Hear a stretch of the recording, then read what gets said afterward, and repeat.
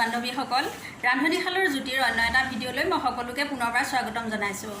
আজি মই আপোনালোকৰ ওচৰলৈ লৈ আহিছোঁ এবিধ পাস্তা ৰেচিপি।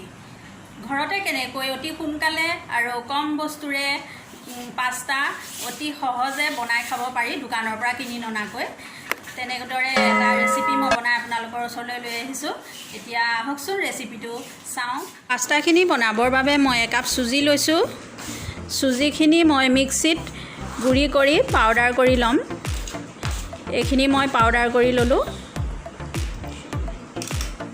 এয়া দেখিছেনে কিমান মিহি কৰি লৈছোঁ। এনেদৰে পাউডাৰ কৰি লোৱাৰ পাছত মই এতিয়া সানিবৰ বাবে এইখিনিত নিমখ লৈছোঁ। নিমখখিনি মই মিহলাই লৈছোঁ ইয়াত, আৰু মই কুহুমীয়া পানী অলপ লৈ লৈছোঁ।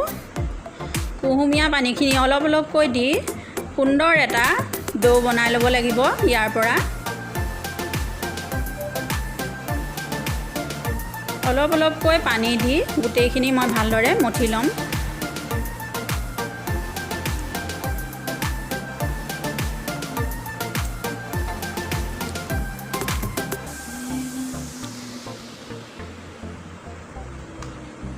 ডোটো ভালদৰে মঠিব লাগিব। অলপ শুকান যেন হ'লে আকৌ অকণমান পানী দি কোমল কৰি লৈ ভালদৰে মঠি থাকিব লাগিব।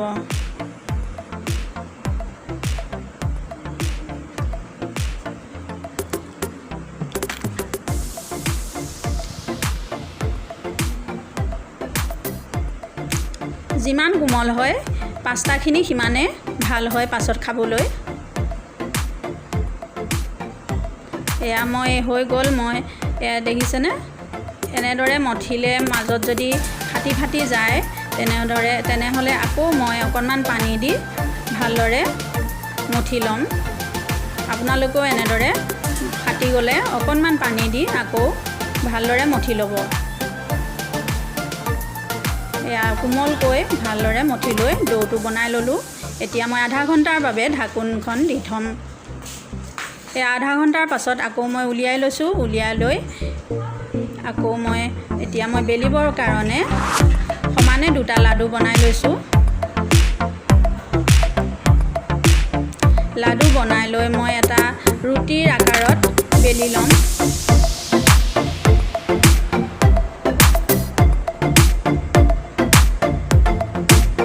এনেদৰে বেলি লৈ মই ধুনীয়াকৈ দীঘলকৈ কাটি আকৌ পিচ কৰি ল'ম।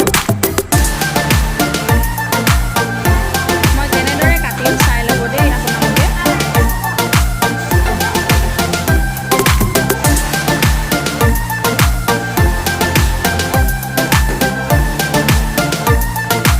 পঠালিকেও এনেদৰে কাটি ল'ম।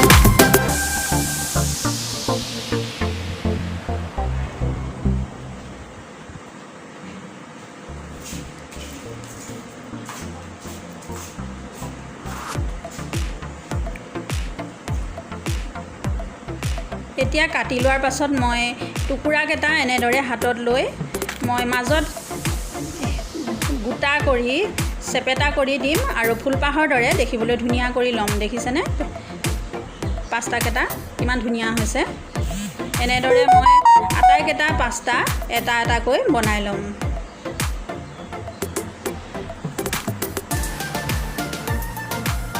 এয়া এইখিনি মোৰ পাস্তা হৈ গ'ল বনাই। এতিয়া মই পাস্তাখিনি সিজাবৰ বাবে মই অলপ গৰম পানী লৈছোঁ আৰু তাত অকণমান নিমখ দি লৈছোঁ আৰু লগতে অকণমান ৰিফাইন তেল দি ল'ম। দি মই বনাই লোৱা পাস্তাখিনি পানীত সিজাই ল'ম ভালদৰে। কমেও 6 মিনিট পাস্তাখিনি সিজাব লাগিব।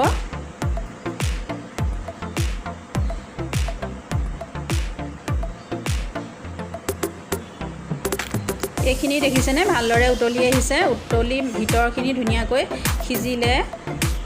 এতিয়া সিজাৰ পাছত মই পানীখিনি টুকি ল'ম আৰু গৰম পানীখিনি দিয়াৰ পাছত মই অলপ ঠাণ্ডা পানী দি ল'ম, তেতিয়া টান হয়। এতিয়া মই এইখিনি বনাবৰ বাবে অলপ তেল দি লৈছোঁ। আপোনালোকে যি তেলে ব্যৱহাৰ কৰে সেয়া তেলেই আপোনালোকে ল'ব পাৰিব। এতিয়া মই কেইটামান গোটা জিৰা দি লৈছোঁ আৰু লগত কাটি ৰখা পিঁয়াজখিনি দি লৈছোঁ। দি এইখিনি মই ভালদৰে ভাজি ল'ম।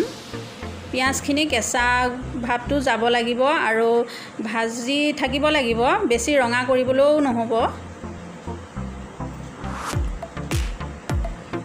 এতিয়া মই কাটি লোৱা বিলাহী 2টা লৈছিলোঁ, সেইখিনি মই লগত নিমখ আৰু হালধি দি অলপ সিজিবৰ বাবে মই লৰাই ঢাকোনখন দি থ'ম।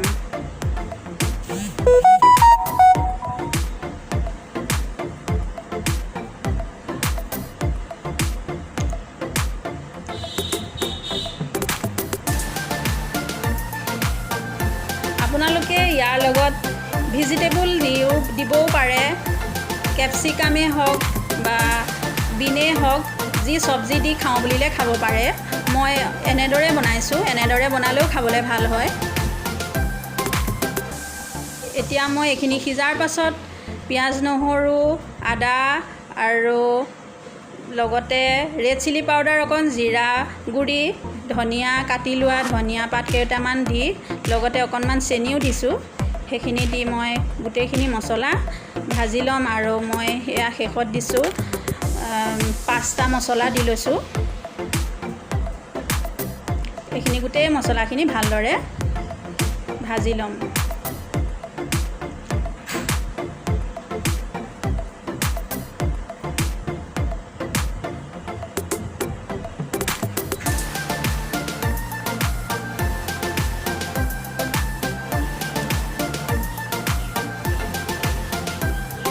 এতিয়া ভজা হোৱাৰ পাছত সিজাই লোৱা পাস্তাখিনি দি লগত মই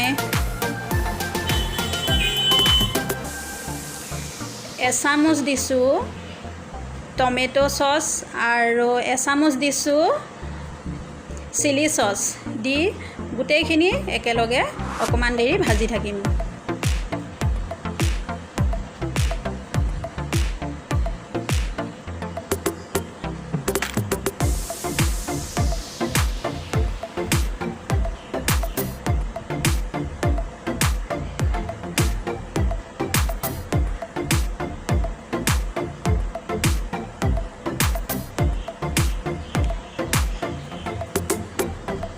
শুকাই যোৱা যেন পালে অকণমান পানী দি ল'ব, দি আকৌ পুনৰ লৰাই ল'ব।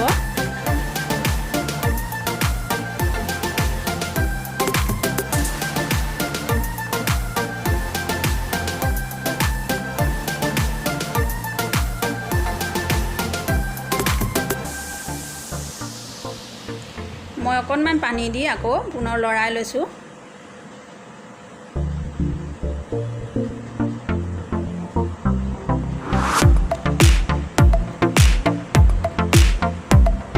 এইখিনি পাস্তা ধুনীয়াকৈ ৰেডি হৈ গ'ল মোৰ। দেখিছেনে মোৰ বনাই হৈ গ'ল। এতিয়া মই এখন থালত কাঢ়ি লৈছোঁ ধুনীয়াকৈ গোটেইখিনি।